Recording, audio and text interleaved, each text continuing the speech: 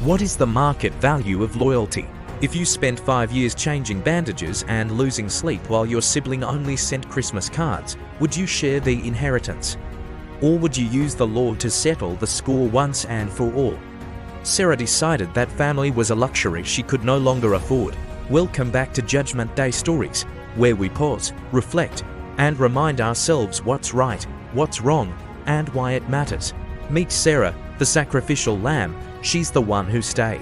She is the one who put her own life on hold to ensure her mother's last days were comfortable. Beside her is James, the success story. To the outside world, they were a united front. To siblings mourning a matriarch narrator, this is the illusion that grief is a shared experience. But underneath the black veils, a different calculation was being made. Sarah wasn't just grieving, she was billing. Every hour spent at the hospital was a deposit in a mental bank account she intended to cash out. The receipt isn't a secret document, it's a conversation held in the kitchen while the guests were still in the living room. James suggests selling the house and splitting the proceeds to help with his kids' college fund. Sarah's response, a cold, surgical list of every holiday James missed, every bill she paid, and every sacrifice she made while he was busy, the point of no return. Sarah reveals she convinced their mother to change the will 3 months before she passed. She didn't just accept the inheritance, she engineered it. The receipt is the signature on that codicil. She used a dying woman's fear of being alone to erase her brother's claim. She didn't want the house to remember her mother. She wanted the house as a trophy of her own martyrdom. Why? We analyze the pillar of vengeful entitlement.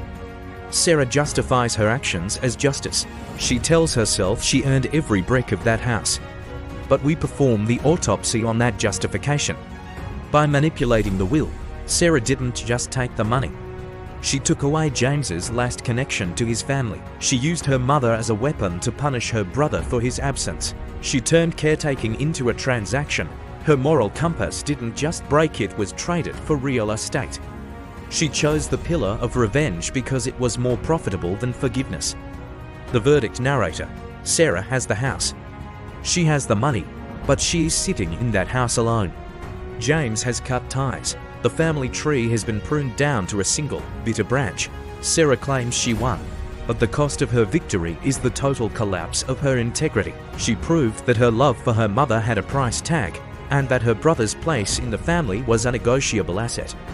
We've laid out the receipts. The evidence is clear. Now, the floor is yours. In this case, is this a mistake, or is this a choice? Tell us, what would you do if today was your judgment day?